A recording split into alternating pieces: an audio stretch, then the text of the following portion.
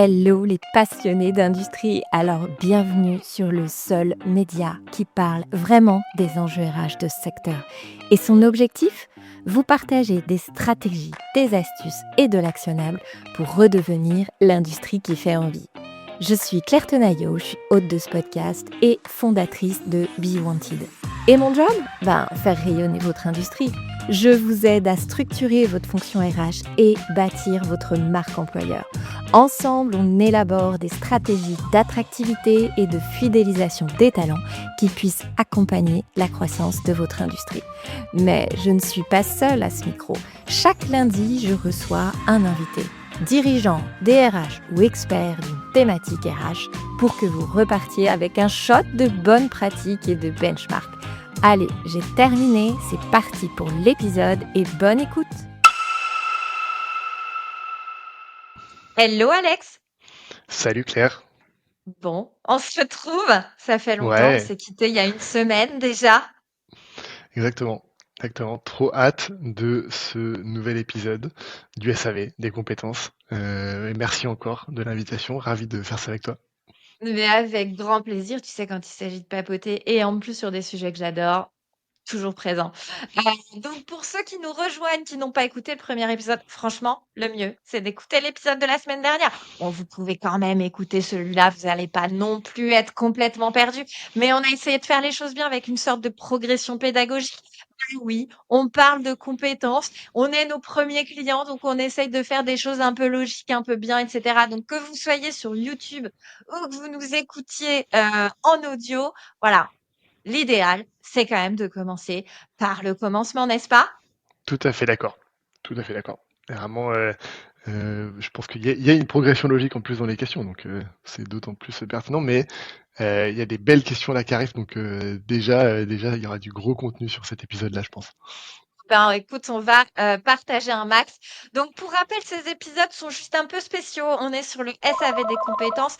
Pourquoi? Eh bien, pour une excellente raison, puisque avec Alexandre et donc avec Empowil, on lance une communauté dédiée au RH des secteurs terrain, donc tout ce qui est logistique, restauration, transport, BTP et évidemment industrie, parce que sinon on n'en parlerait pas Eh à oui. ce micro, hein, forcément.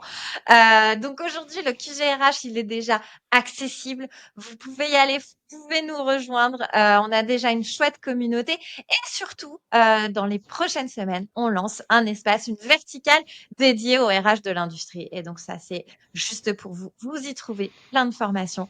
Et notamment la première, qui sera une formation dédiée à... Eh ben, je te laisse annoncer, je te laisse annoncer, c'est Je ta laisse formation. Attends, annoncer. attends, attends. Mais Allez, tu fais ton timide. Dédié à l'enjeu des compétences. Donc, comment former sans bloquer la production? Ce sera notre toute première formation. Donc, l'idée, c'est qu'on vous mette un peu l'eau à la bouche avec nos réponses, qu'on vous donne un petit peu un avant-goût de ce que vous allez trouver en termes de contenu, en termes d'ambiance aussi sur la communauté. Bref, qu'on fasse un petit peu connaissance, quoi. Est-ce que tu veux compléter, Alex? ouais, carrément, justement de dire que on voulait aussi faire ces épisodes-là pour vous donner vraiment le ton et le format. Que effectivement le thème de la formation, on l'a pas sorti du chapeau, on l'a sorti d'un sondage réalisé auprès de vous pour savoir quels étaient les enjeux les plus importants que vous vouliez qu'on traite. Et effectivement, comme l'a dit Claire, ce sujet de former sans bloquer la prod est arrivé en premier. Donc c'est pour ça qu'on l'a attaqué.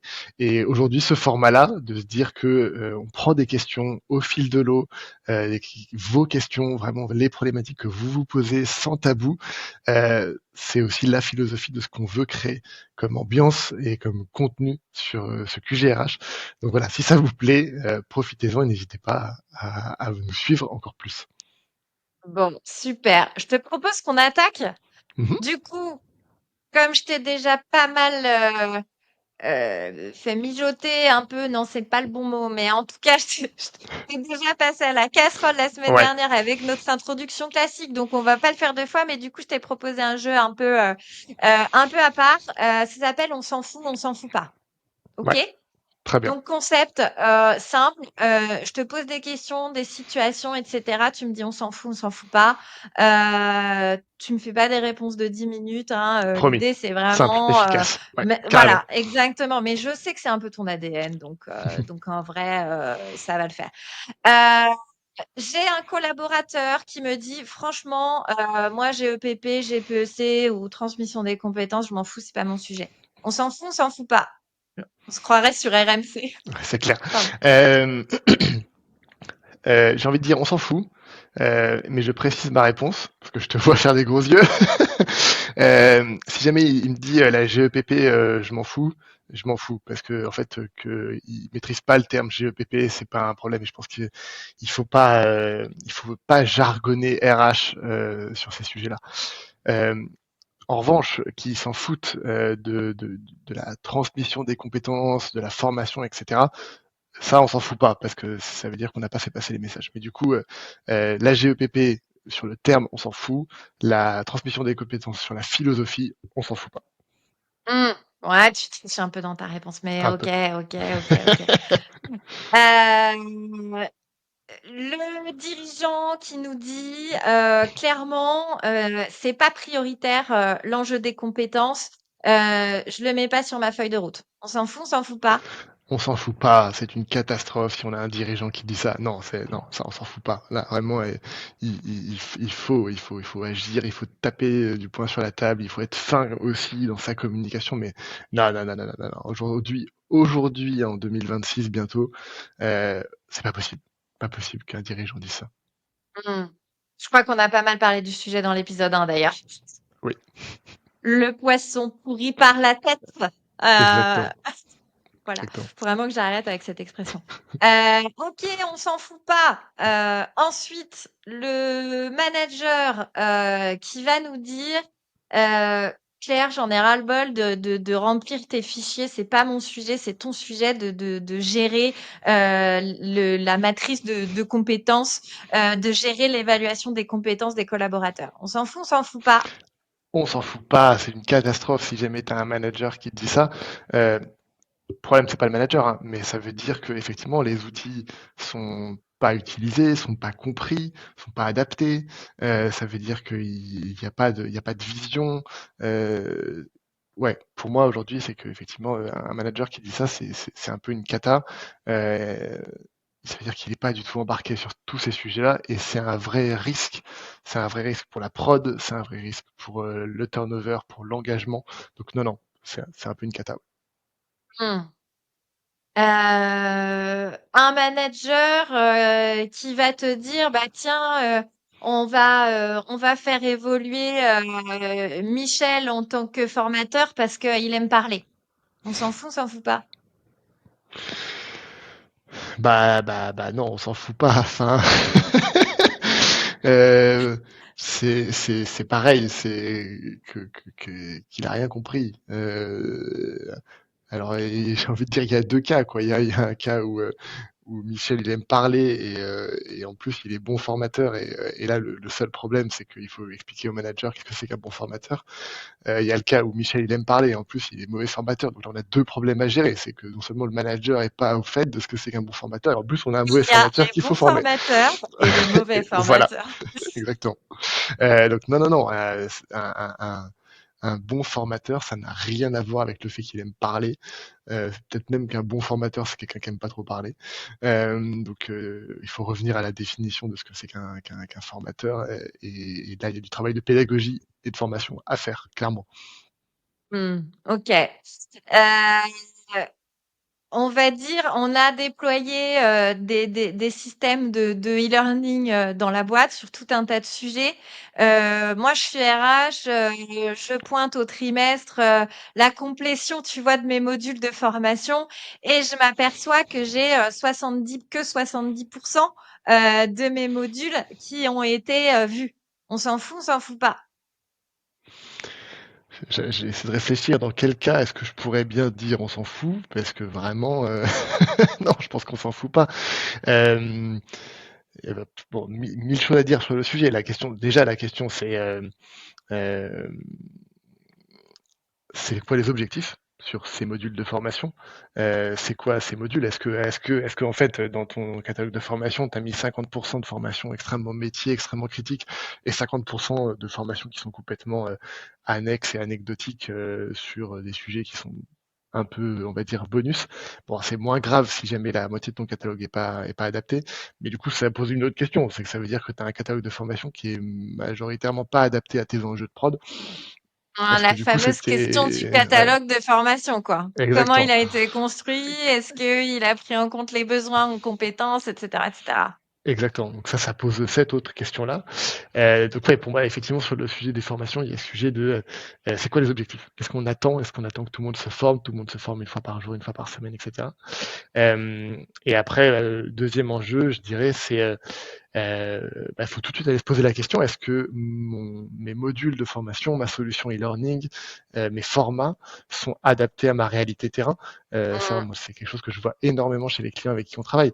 Euh, euh, les formations, et notamment pour des formations dans l'industrie, mais effectivement dans les métiers terrain en général, il faut que ce soit des formats courts, il faut que ce soit extrêmement adapté, il faut que ce soit extrêmement, faut que ce soit accessible, il faut qu'il n'y ait pas besoin de se connecter. Il y a un peu ce truc de, on n'a pas de deuxième chance de faire une bonne première impression. Un opérateur qui fait l'effort de à un moment se connecter au module de e-learning, si jamais la première fois qu'il se connecte, il comprend rien, il trouve pas sa formation, et puis en fait il tombe sur un format de 45 minutes alors qu'il a 3 minutes de pause club, il reviendra pas. Donc il faut être bon là-dessus, quoi. J'arrête. Ok. Je pourrais continuer très longtemps, mais c'est un sujet passionnant. Allez, on arrête notre petite section, on s'en fout pas, on n'est pas là pour ça quand même. À un moment donné, on veut aller chercher du concret, on est Ouais, là pour se marrer, évidemment, complètement. mais bon, on peut pas non plus être toujours super drôle hein, sur l'enjeu des compétences dans l'industrie, quoi. Voilà. Et c'est pas faute d'essayer pourtant. Ah, c'est bah, écoute, après, je sais pas si on aura réussi. Peut-être au moins, on aura eu quelques sourires de nos auditeurs. Voilà. D'ailleurs, pensez à nous le dire. Vous pouvez nous mettre des commentaires si vous êtes sur YouTube ou nous mettre des commentaires même sur Spotify ou sur Apple ou sur n'importe où. Moi, je les lis tous, donc ce sera un plaisir de vous répondre. Le mieux, franchement, c'est que vous puissiez repartager ces épisodes. Ça peut être utile. À mon avis, on a mis une telle profondeur dans les réponses déjà sur l'épisode 1. On va en remettre encore sur cet épisode 2. Vous pouvez même les glisser dans les oreilles de vos boss. Ou de votre équipe au RH. Franchement, ça me fera trop plaisir. Et n'hésitez pas, vous pouvez nous contacter aussi sur LinkedIn, que ce soit toi, Alex, ou moi. Franchement, on est là, on est assez au taquet. On est un peu désacharnés, donc on vous répondra. Ouais, clairement. Avec grand plaisir. Ok. Bon, Alex, t'es chaud? Allez, on attaque? Allez, on attaque. SAV des compétences, bonjour. Hello, hello. Moi, je vous laisse ma question parce que je galère un peu sur mon référentiel de compétences.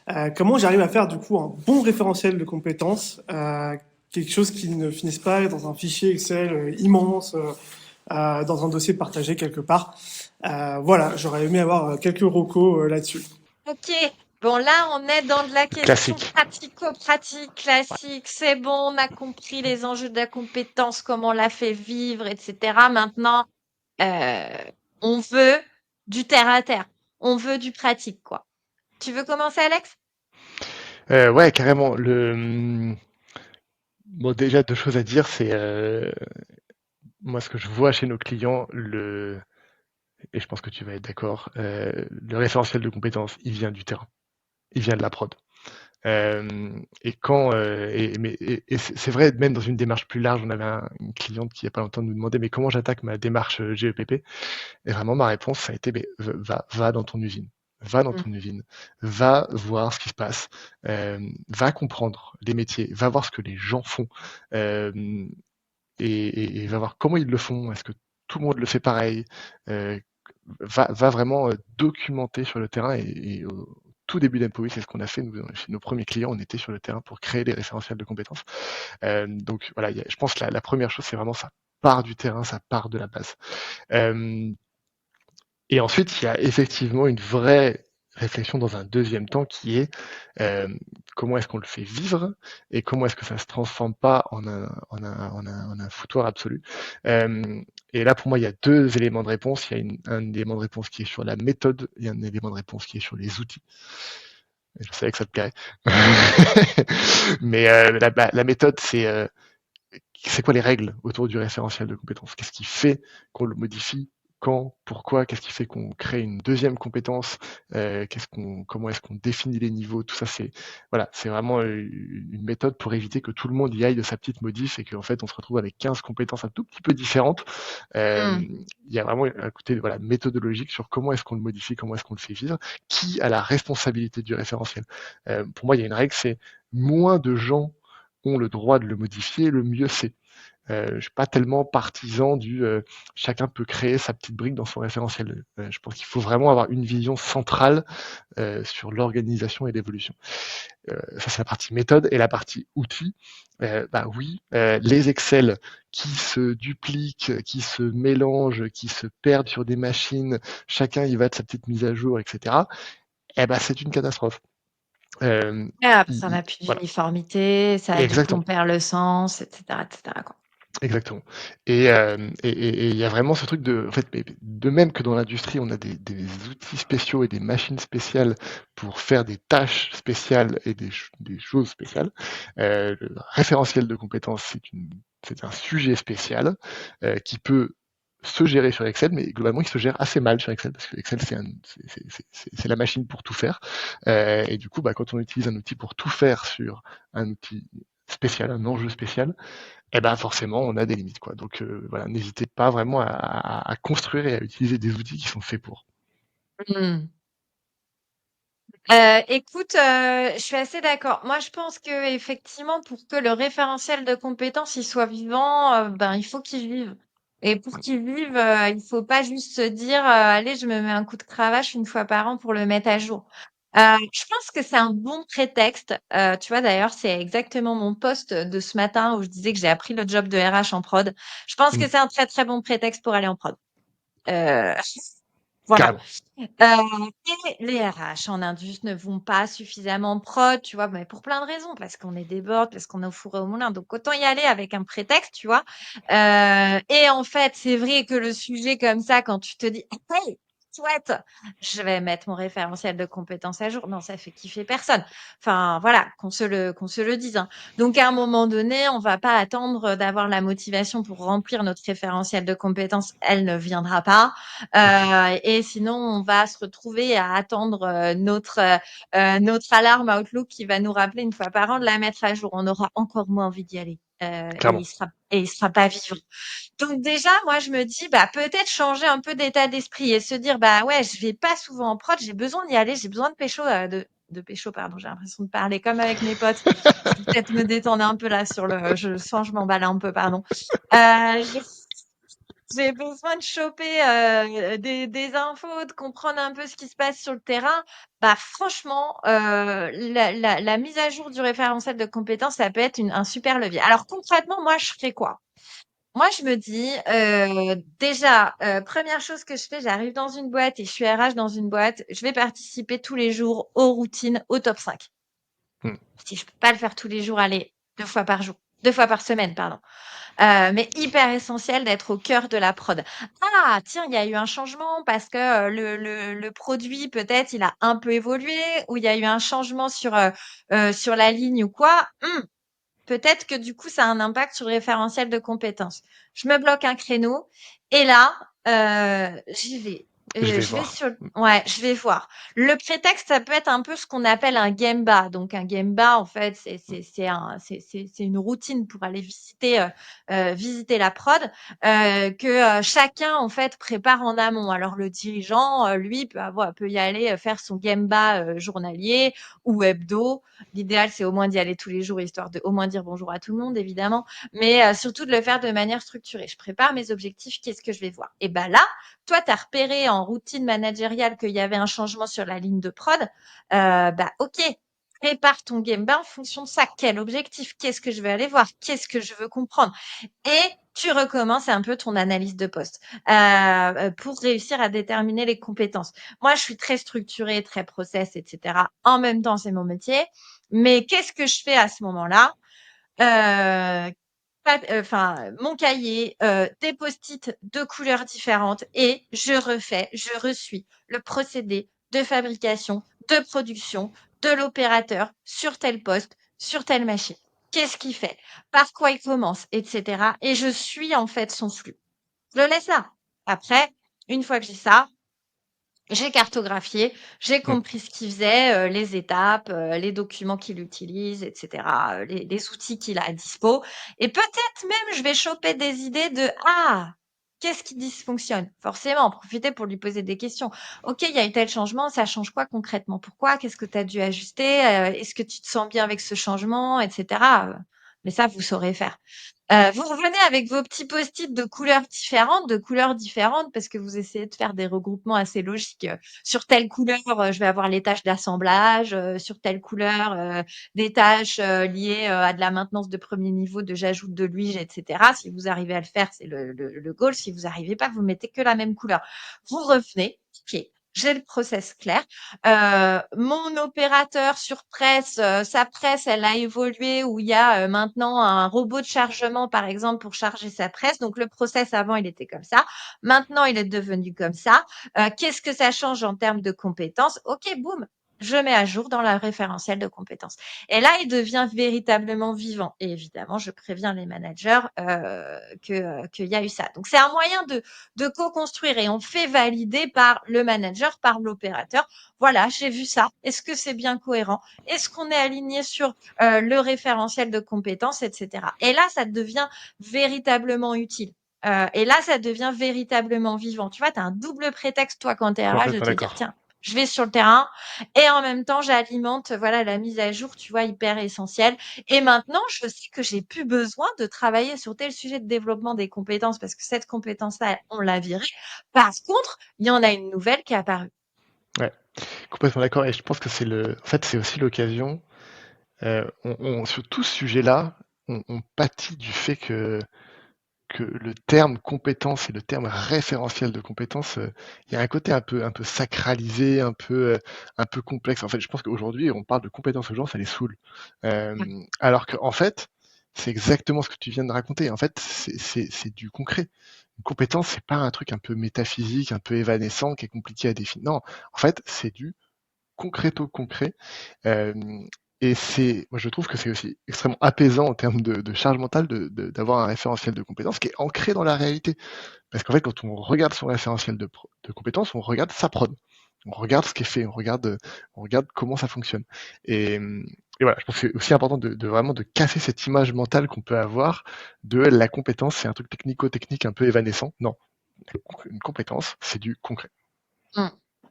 Ouais, après, tu vois, ce qui peut être difficile, c'est de repartir là de mon histoire de post-it, de process, comment ça se transforme en compétences Ouais, derrière, tu vois. oui. Comment tu pars de ça? Concrètement, moi, j'ai un truc super facile parce que parfois, faut arrêter de se complexifier les choses. Les choses sont très faciles. Ok, il réalise telle tâche, donc Ouais, je sais faire, je sais exactement. réaliser. Exactement. Voilà, et tu vois, et après, il faut dissocier parce que il y a une méthode qui s'appelle le KSAO et donc mince, c'est là où je sors ma science et je me rappelle plus exactement le terme des acronymes, mais en gros, tu as les knowledge, donc les connaissances, les compétences, le A, Skill, c'est les ouais. abilities, et le O, je l'ai plus. Je Le O, crois que je c'est l'ai plus. Other, non? Peut-être aux heures, ouais. J'avoue, je me sers moins du haut. Mais en gros, ça veut dire quoi? Bah, là, on cherche à délimiter ce qui est de l'ordre des skills, en fait. Les abilities, c'est un autre sujet. Les Ouais. abilities, c'est vraiment quel type d'habilité il va avoir, d'habilité manuelle, de potentiel, etc. Le knowledge, c'est le savoir, donc plus la partie théorique. Là, ce que vous avez besoin de mapper, c'est hyper important de faire la distinction. C'est Mm. vraiment la partie skills. Je sais faire. Tu vois? C'est pas Ouais. je suis ou j'ai la capacité de. Non. La question, c'est je sais faire. C'est Ouais. pas du tout la même chose. Et donc, ça veut dire que ça se complète par un verbe d'action derrière, tu vois. Je sais contrôler mes pièces à l'aide d'un gabarit de contrôle. Par exemple, Voilà. Je pense que juste la distinction, je, elle est je, importante. ouais, je sais utiliser telle machine pour faire telle tâche, tel objet, ouais. Exactement. Euh, on a une deuxième question, on attaque? On écoute? Allez, c'est parti. Allez, on écoute. Hello, le SAV des compétences. À chaque fois que je remets le nez dans mon référentiel de compétences, je me pose la question. Est-ce qu'il faut déterminer toutes les compétences par poste ou juste les compétences métiers? Moi, c'est vachement lié à ce qu'on vient d'apporter comme réponse, hein. Je sais pas ce que t'en penses. Oui, on est dans la même, ouais, la même logique de question de base sur effectivement la structuration globale. Euh, ouais, en fait, pour moi, il faut bien, en tout cas, la méthodologie qu'on vend, nous, enfin qu'on prône, c'est effectivement d'avoir une réflexion sur les compétences, avec un référentiel de compétences global qui regroupe toutes les compétences et effectivement précis sur ce qu'on entend dans l'organisation, et qui est du coup par définition transverse. Et ensuite, on travaille par poste, par emploi, et on va lier des compétences aux différents postes. Et en fait, c'est là que la cartographie, elle prend du sens, parce qu'à partir de ce moment-là, euh, en le faisant dans ce sens-là, on crée de la transversalité. C'est-à-dire qu'on est capable de dire, ah bah là, ces 5 postes, ils ont des aires de compétences qui sont globalement similaires. Et ça veut dire qu'en fait, quelqu'un qui maîtrise cette aire de compétences, il a une aire de mobilité sur ces différents postes. Alors avec à chaque fois des ajustements. Euh, il y a certaines compétences qui vont être du coup à apprendre, d'autres qui vont pas être nécessaires. Mais vraiment, la manière de travailler, cette manière de travailler permet de créer de la transversalité entre les postes, et c'est ce qui permet de la mobilité interne, évidemment, mais aussi, de manière générale, de la polyvalence. Parce qu'en fait, on va pouvoir identifier les compétences à développer pour avoir de la polyvalence sur des emplois et des postes. Ce qui fait que, en fait, le jour où il y a de l'absentéisme, du turnover, etc., on peut repositionner et lisser vraiment les enjeux de production. En tout cas, voilà, c'est comme ça qu'on conseille de prendre les choses, avec vraiment une vision transverse du sujet.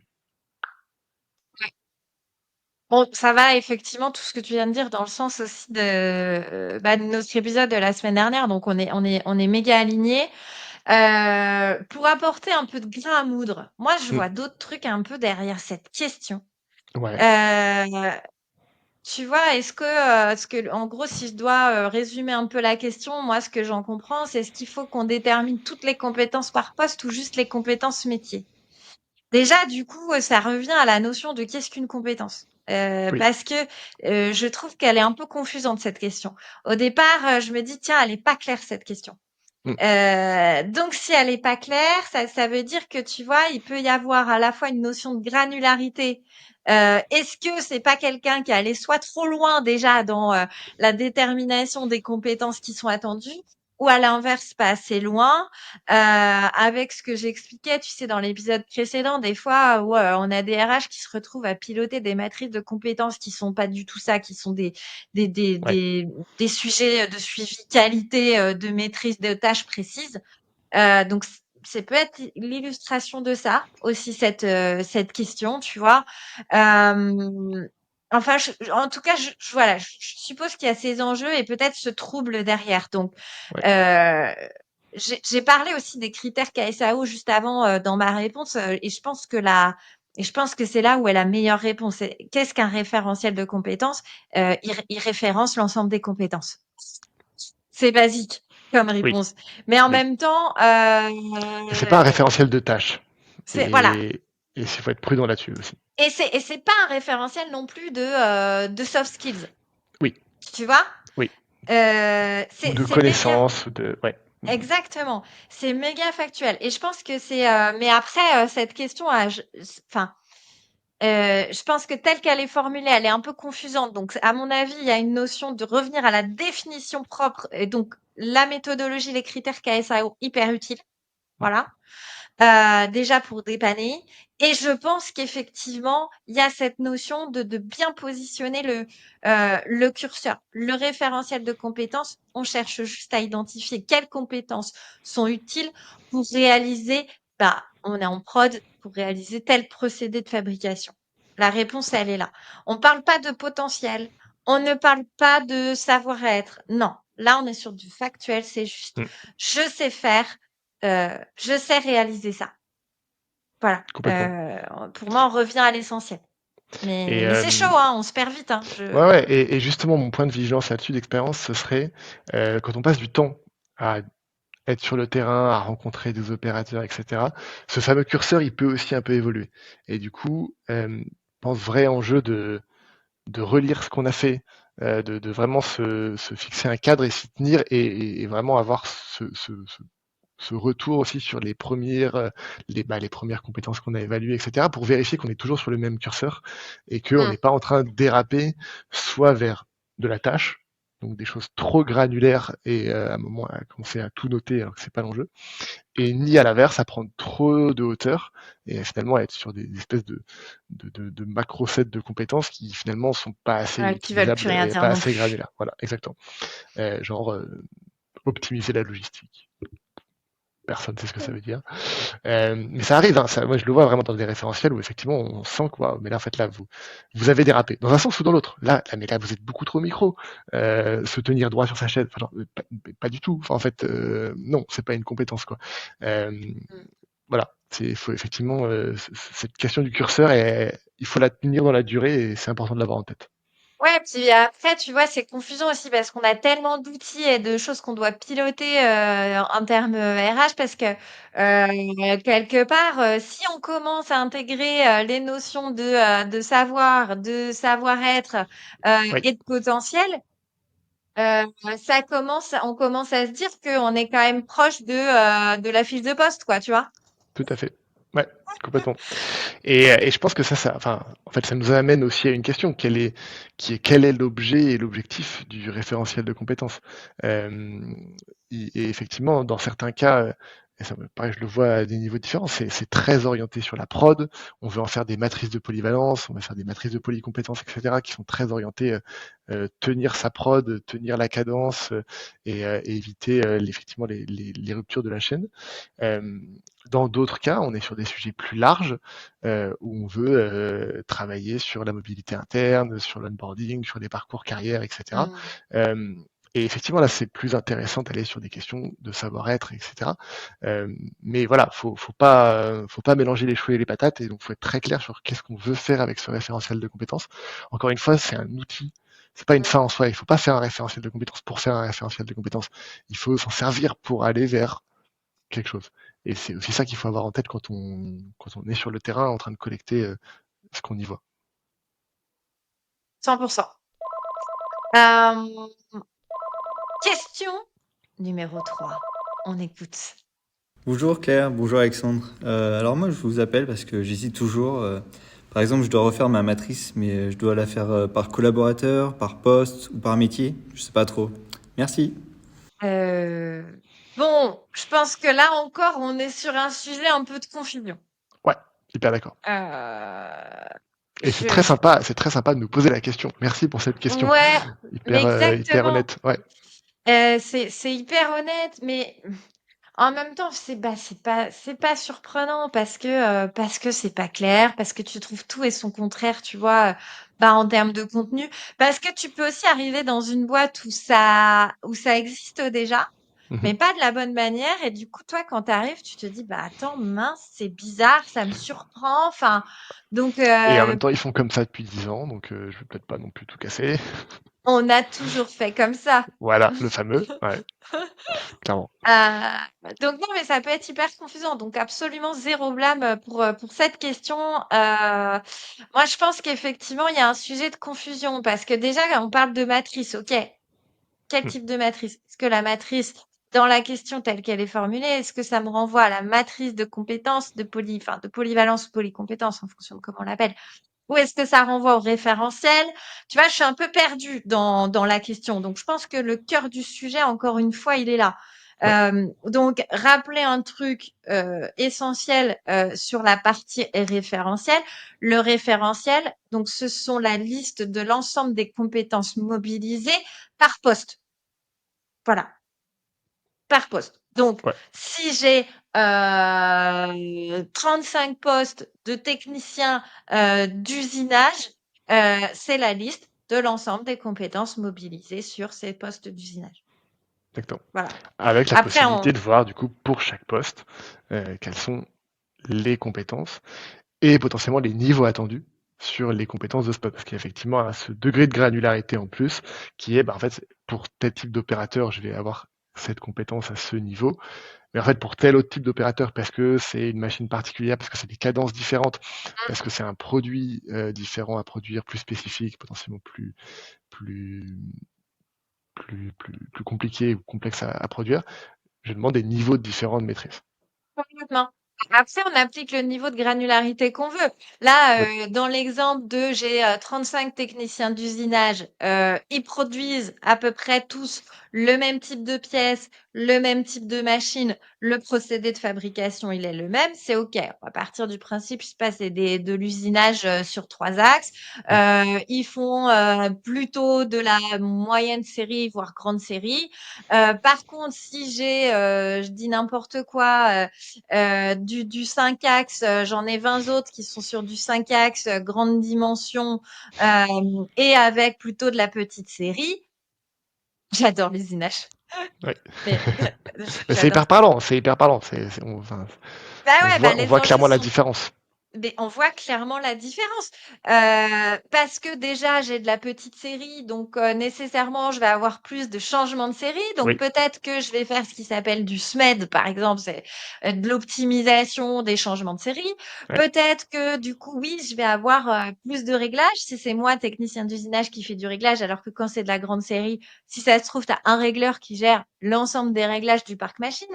Donc, pour le coup, les métiers sont pas les mêmes. Donc là, se pose la question de se dire, oui, effectivement, j'ajoute de la granularité là, en distinguant ces différents postes qui s'appellent de la même manière technicien d'usinage, mais pour autant, en prod, non, ça reste pas tout à fait le même métier. ouais, Potentiellement, les 35 qui sont sur du 3 axes, sur de la moyenne série ou grande série, ils vont avoir besoin d'un accompagnement en termes de montée en compétences pour passer sur le 5 axes. exactement. Voilà. Donc, on est toujours sur ce niveau de granularité. À l'inverse, si dans la question de la matrice, on parle de la matrice de polyvalence et de polycompétence, qui est un peu l'extension, mais pour parler du collaborateur, de la maîtrise de chaque collaborateur et de son évaluation de chacune de ses compétences, bah oui, là, on parle vraiment purement du collaborateur. La matrice de polyvalence, c'est finalement ce qui va nous permettre de définir quelles vont être d'abord les modalités pédagogiques nécessaires à l'atteinte et à la progression sur tel type de compétences, parce qu'on a tout un tas de modalités pédagogiques qui sont possibles. Et ensuite, de nous faire dire, enfin, de pouvoir jalonner la progression et de pouvoir prioriser. On met un niveau de maîtrise à 4 sur 4 et j'ai personne en niveau de maîtrise à 4 sur 4. On a peut-être un sujet. On va peut-être Oui, prioriser ça. clairement. Peut-être. Ouais, Voilà. Donc là, c'est là où vraiment on va rentrer dans une maille beaucoup plus fine de se dire, OK, maintenant j'ai besoin d'avoir une vision micro de l'évaluation de mes compétences pour pouvoir construire mon plan de formation, mes bonnes modalités pédagogiques, etc. Mais c'est assez pareil, je crois que je suis allée assez loin sur la formation pour oui. qui sera dispo dans le QG, dans notre verticale industrie. Vraiment, je le détaille ça, mais en long, en large et en travers. Alex, tu m'as aidé à faire un Excel, un support hyper nickel pour pouvoir piloter ça au poil. Voilà, On a mis nos compétences en commun. exactement, exactement. Tu voulais ajouter quelque chose sur cette question? Je me suis emballée encore dans ma réponse spontanée. Non, non, non, je suis hyper d'accord avec toi. Peut-être ce qu'on voit nous aussi hein, vraiment sur le terrain, c'est des matrices de polyvalence à l'échelle d'un site de production ou d'une chaîne de montage, avec vraiment quelque chose de très opérationnel, pour pouvoir vraiment piloter au jour le jour. En fait, ok, j'ai 3 personnes qui sont absentes aujourd'hui. comment je réorganise ma chaîne de prod. Et on est là, on est vraiment sur un outil très très opérationnel j'ai ma matrice, j'ai tous les collaborateurs qui sont là aujourd'hui, j'ai les cases que je sais que je dois cocher pour que ma chaîne de prod fonctionne de manière efficace. Et si jamais je vois qu'il me manque des cases, je réorganise mes collaborateurs. Et là, effectivement, on est vraiment sur. C'est un Tetris le truc, hein, mais c'est un outil extrêmement opérationnel. Et vraiment, l'objectif de l'outil, c'est que la chaîne de prod fonctionne bien pour qu'on ait aucun poste où il manquerait un opérateur, parce qu'on sait que s'il manque un opérateur, ce qu'on est en train de produire, il va falloir que ça repasse derrière en finition pour rajouter les morceaux manquants, et du coup, c'est une perte de temps et c'est une perte de prod. Donc, voilà, c'est vraiment du fonctionnement très opérationnel de est-ce que j'ai toutes les cases à tous les endroits pour que tout soit fait sur ce que je suis en train de produire. Et en même temps, tu vois, c'est ça que je trouve magique avec cet outil-là, parce que de prime abord, quand tu vois une matrice, tu peux dire ah là là, misère de remplir ça. Ouais. Et c'est pas faux. On va se le dire, Ouais. mais il faut le faire petit pas par petit pas. Faut pas non plus se dire bon ok aujourd'hui j'ai pas de matrice de polyvalence, je sais pas, j'ai 150 Chérie. personnes en prod, dans 2 mois elle est faite. Non. Non. Non, c'est des vrais projets long terme. Et ça, vraiment, je le vois chez les entreprises avec qui on travaille. C'est quand c'est mis en place, c'est des outils de gestion de la prod. C'est vraiment, c'est pas des sujets C'est ça. RH. Mais Vraiment. non. Mais c'est le goal, hein, c'est que c'est vraiment que alors ça doit être porté par les RH parce que ça reste un enjeu de compétences, etc. Mais in fine, c'est exactement ce que tu dis. C'est bah voilà, moi je suis manager, j'ai mon plan industriel et commercial qui est décliné ensuite en plan de production pour pouvoir piloter et lisser ma charge semaine par semaine. À Ouais. côté de ça, bah j'ai ma matrice de compétences. Je dois m'assurer, tiens typiquement je sais que je vais avoir un ramp-up en juillet et août parce que j'ai une activité qui est saisonnière, tu vois, parce que je produis des stylos Bic pour la rentrée de septembre. Je te dis vraiment n'importe quoi. Je sais pas, c'est vraiment l'idée qui me vient, mais tu me suis. Très bon exemple. Peut-être ils s'y mettent avant juillet et août d'ailleurs. Peut-être. Peut-être plutôt mai-juin. Mais en tout cas, je sais que j'ai un pic de commandes qui est marqué Mm. justement sur mon plan industriel et commercial. Je sais que je vais avoir donc mes cadences qui vont augmenter en mai-juin. Je suis capable de savoir de tel type de compétences critiques je vais avoir parce que sur les lignes qui produisent des bics bleus, je mobilise particulièrement tel et tel type de compétences. Je sais donc que je dois former avant et que mes compétences doivent être disponibles en S Exactement. 15 ou 20 ou que sais-je. Donc c'est là où ça devient un véritable outil pour tous en fait, pour le manager de pouvoir piloter ses équipes, de pouvoir piloter ses cadences, de pouvoir anticiper quoi. C'est hyper puissant Ouais. en vrai. Complètement. Voilà. C'est un peu de Complètement. méthode au départ. Oui.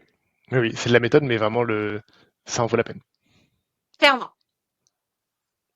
Ok, on a fait le tour, on enchaîne. Allez, Enfin, on n'a pas fait le tour. On n'aura jamais fait le on tour. n'aura jamais fait le tour. Mais ouais, faut en prendre notre parti, Alex. Hein, voilà. Allez, on enchaîne. Notre 4e question. Bonjour, le SAV des compétences. Merci pour le concept, merci de prendre ma question. J'avais une question sur l'évaluation des compétences et notamment des compétences critiques faites par les managers. Quels conseils vous pourriez nous donner pour que les évaluations soient le plus objectives et réalistes possible? C'est vrai que dans mon organisation, d'un manager à l'autre, ça varie beaucoup. Donc voilà, je suis très preneuse de vos conseils, de vos avis. Merci. Ok. Bon, super question. Effectivement, la question, là, on rentre dans de la question un peu Ouais. touchy. L'évaluation, c'est jamais facile. Non, c'est jamais facile. C'est jamais facile. Et tu sais quoi? En fait, en vrai, plus j'avance, plus je me dis, on peut seulement dérisquer, tu vois? Dans le sens où, on peut seulement mettre en place les conditions de la réussite, les prérequis, et cetera. Mais, tu sais, j'ai reçu, Marie-Sophie Zambo là, Ouais.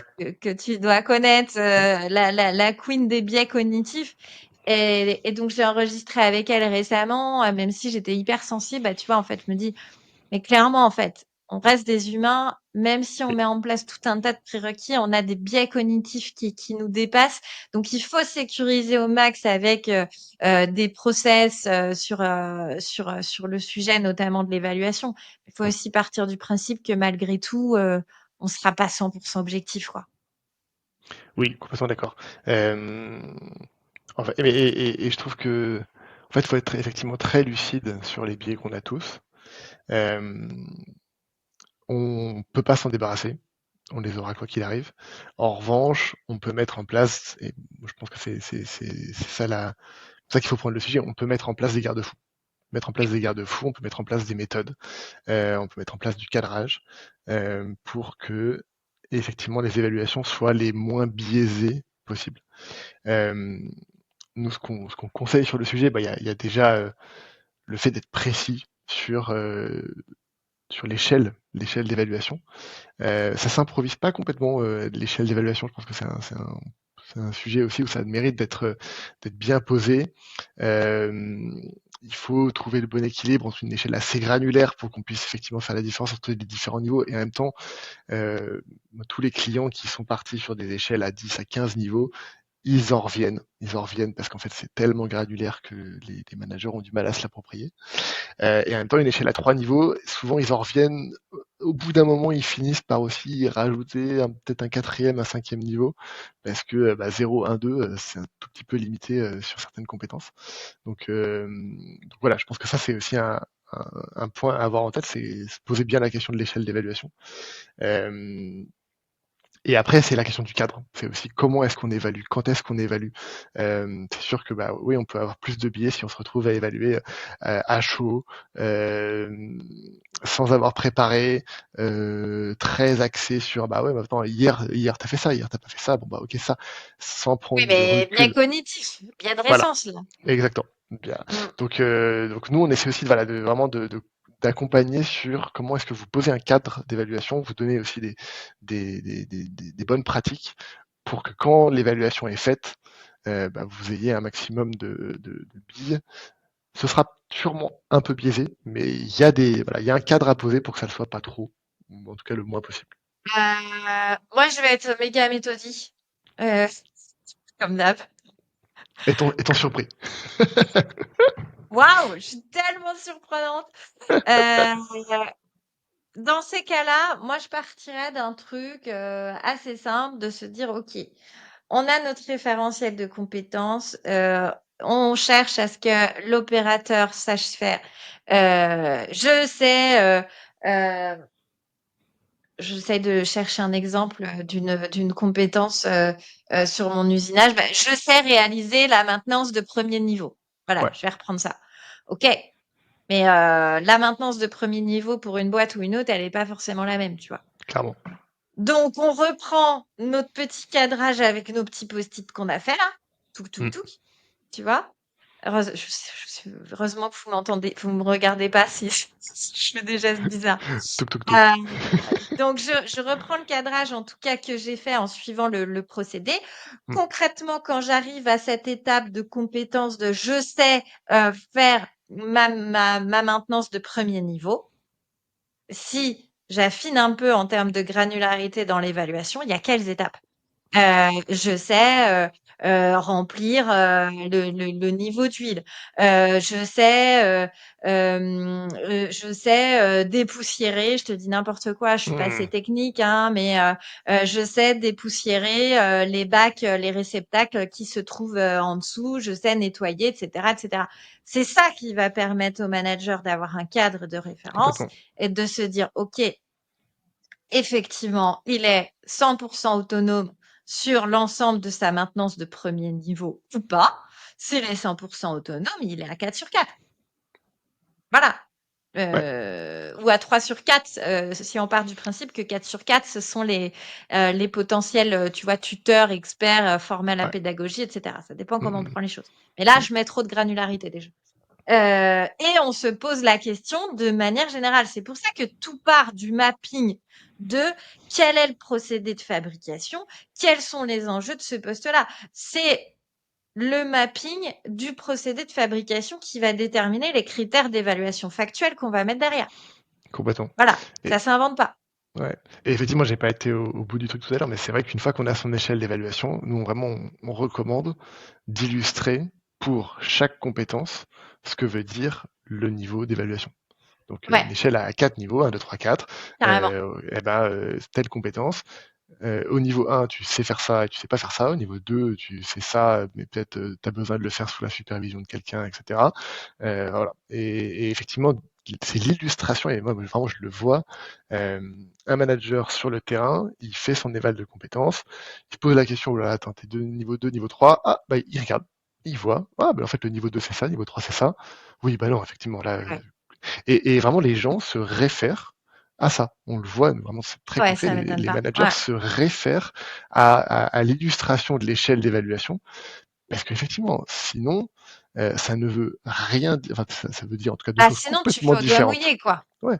Et ce qui va être un niveau 3 pour quelqu'un, en fait, si c'est pas formalisé, moi, le biais que je vois le plus souvent, c'est que le niveau évalué dépend de la maîtrise de la personne qui évalue. Quelqu'un qui est au niveau 4, Ah bah oui. il va évaluer à niveau 4 quelqu'un qui maîtrise autant que lui. Quelqu'un qui est au niveau 2, il va évaluer au niveau 4 quelqu'un qui évalue à niveau 2. Donc en fait, il faut tuer Mmh. ces biais en formalisant qu'est-ce que ça veut dire un niveau 2, un niveau 3, un niveau 4.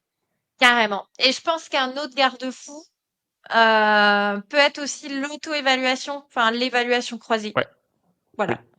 oui. L'auto-évaluation du collaborateur, qui souvent se sous-évalue, hein, clairement. Mais pas toujours, ça dépend Pas quand même. toujours, hein, pas toujours. Mais on peut avoir les deux cas de figure. Mais Ouais. tu vois, moi, je l'ai fait récemment dans une boîte. Dans la majeure partie des cas, le manager mettait une évaluation supérieure à celle du collaborateur. Hmm. Tu vois? Et je te parle de ça dans une boîte où il y avait 130 personnes en prod, hein. C'est marrant, hein. Ouais. Et genre, enfin, c'était extrêmement rare le cas de figure où on avait Une euh, surévaluation ah des ouais, trucs. Ouais. mais incroyable, incroyable. Ouais. Un peu plus sur les niveaux 4, 4 ou 5, tu vois, sur les rôles Hmm. formateurs ou voilà. Mais c'est plus difficile aussi. Ouais. Donc voilà, en tout cas, ce qu'on peut dire là-dessus, l'évaluation croisée peut aussi fonctionner pas mal en termes de garde-fou. Puis il y a une notion de sens, encore une fois, hein, de rabâcher que c'est pas de l'évaluation pour faire de l'évaluation, c'est pas du jugement en fait. Hmm. Et là, on est dans une démarche aussi culturelle. Je pourrais parler des heures de ce sujet-là, mais déjà déployer le droit à l'erreur. Non, mais attends, tu as le droit de pas être à 3 sur 4 ou à 4 sur 4. En fait, c'est OK, c'est comme ça que tu vas progresser. Tu as le droit de faire des erreurs, tu vas progresser. Mais ça, c'est un changement culturel, en fait, à Complètement. apporter. Voilà. Et pour aller dans ton sens, c'est là que la discussion, elle devient vraiment intéressante. Et je suis hyper d'accord avec toi sur le côté auto-évaluation. En fait, c'est là qu'on crée la discussion. Ah, attends, c'est marrant, toi, tu t'estimes là? Ah ouais, ok. Mais pourquoi? Mais comment est-ce qu'on t'emmène là-bas? Qu'est-ce qui te manquerait? Et en fait, c'est là qu'on passe d'une vision figée des postes à une vision dynamique. En fait, Complètement. on ouvre la porte à tu peux aller vers ça, tu dois te former là-dessus. Et vraiment, enfin, encore une fois, les compétences, moi je trouve que c'est un excellent outil pour dynamiser tous ces discussions sur les parcours de carrière. Complètement. Dernière question? Allez, Déjà, hein, écoute, il va être l'heure de se quitter. On est pas mal en timing. Je pense qu'on a le temps pour cette dernière question. allez, On c'est écoute? parfait. Allons-y. Oui, bonjour. Je vous laisse un petit vocal vite fait parce que j'ai une question qui me trotte. On parle beaucoup de compétences, ok. Mais moi, je suis coincée avec un truc hyper concret. Comment on fait pour que les métiers arrêtent de fonctionner en mode chacun chez soi?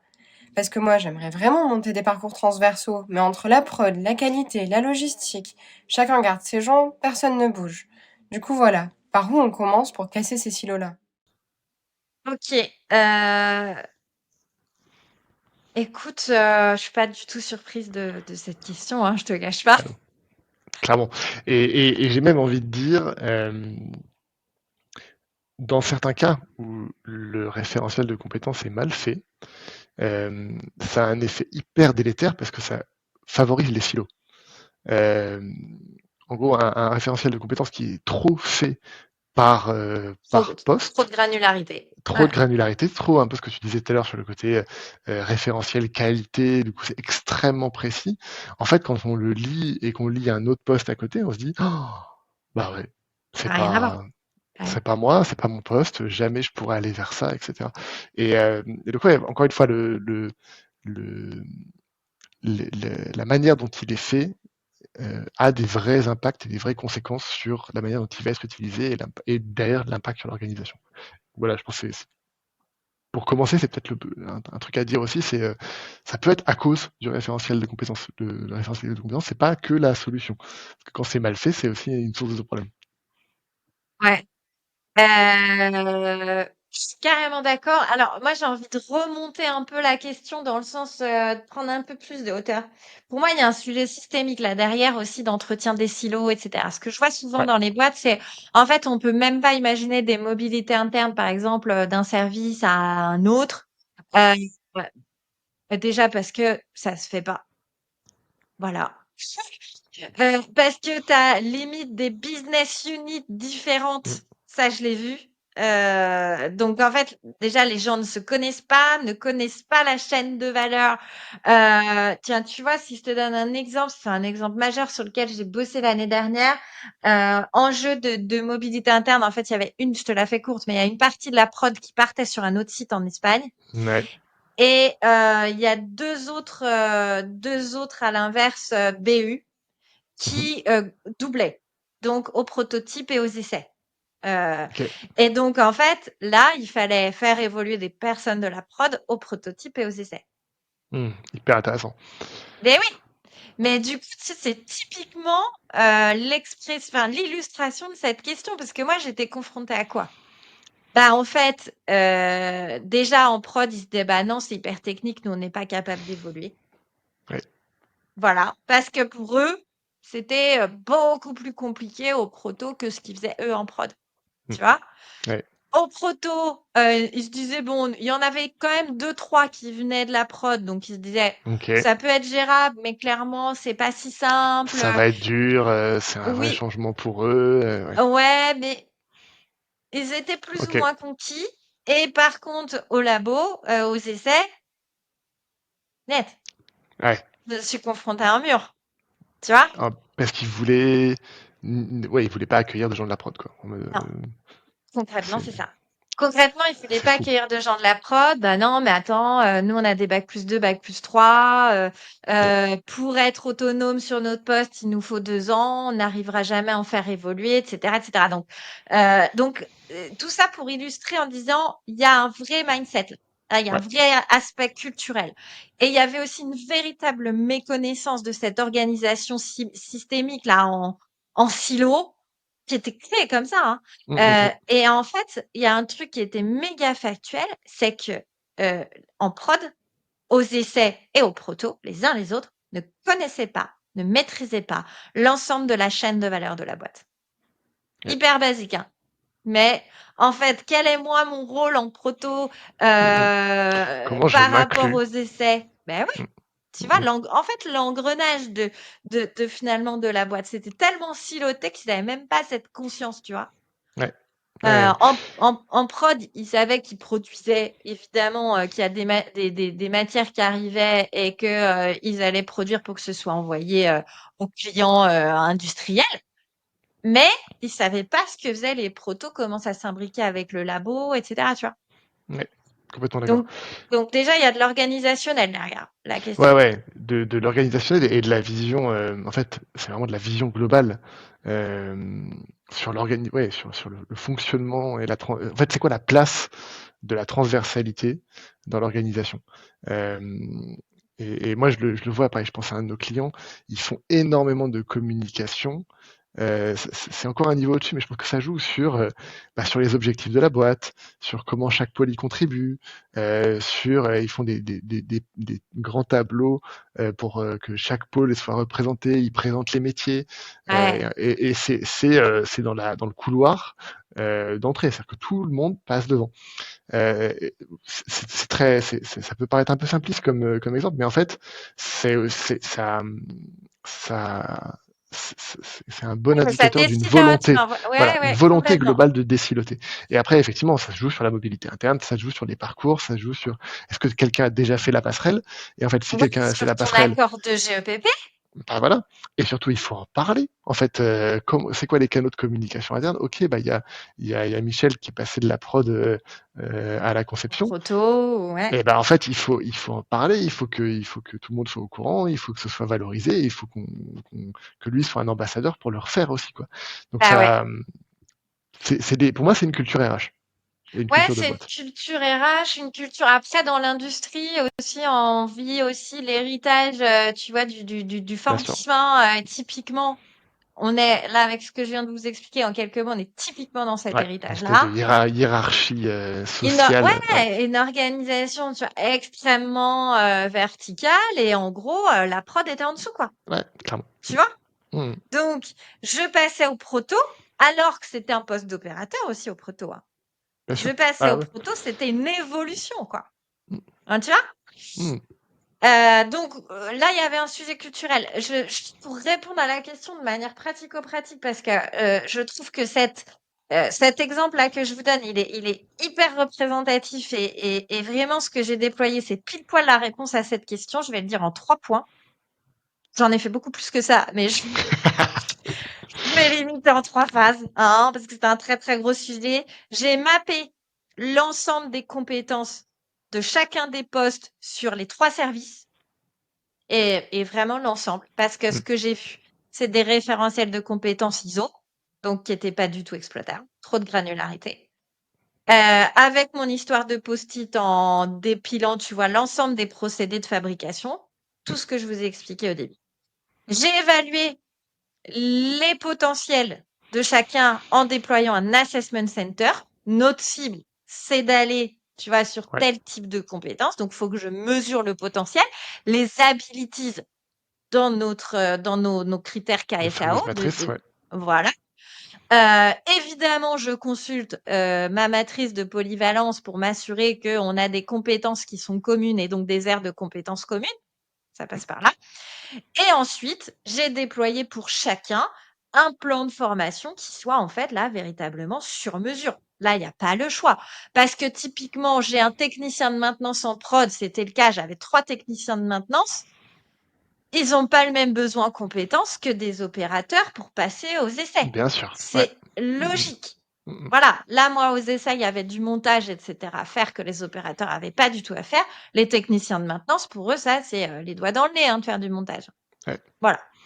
Et c'est là aussi qu'on donne sa pleine mesure au plan de formation.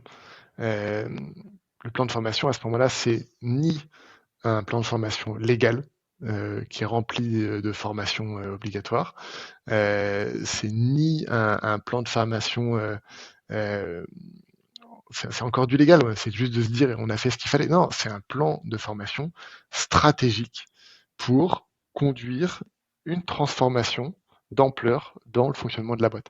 Et hem et c'est ça un vrai plan de formation, parce que vraiment je le vois sur le terrain, plus les formations sont ancrées dans un besoin concret, plus la remontée du terrain elle est claire et plus la stratégie de parcours carrière elle est claire, plus en fait le plan de formation il marche bien.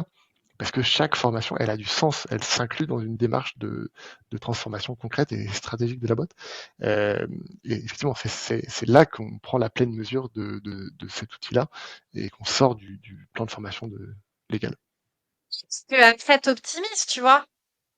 D'accord. Moi, typiquement, j'ai commencé à mapper tout ça. On a bossé sur la définition de la recherche des bonnes modalités pédagogiques. Puis, bah, derrière, tu cherches à optimiser. Tu fais un poil de contrôle de gestion. Oui, complètement. Tu cherches à ventiler, tes prises en charge pour être malin. Concrètement, moi, le goal, c'est que j'avais 37 personnes à former. Mmh. J'avais un budget de 160 000 balles. Ouais. Ah ouais. Ouais, mais en même temps, on n'a rien sans rien, hein, surtout sur une transformation de cette ampleur-là, quoi. T'anticipes. Ouais. Et tu optimises, tu vois, parce que à la fois, il faut aller chercher du hors catalogue. C'est ça qui peut être chaud dans ce cas de Oui. figure-là. Oui. Oui. Parce que dès lors qu'on adapte, on va chercher du hors catalogue, donc ingénierie pédagogique, etc. Donc soit c'est toi qui le fais parce que t'es cap, soit tu sous-traites et oui, ça coûte cher. Mais après, tu optimises ta ventilation, la gestion de ton budget.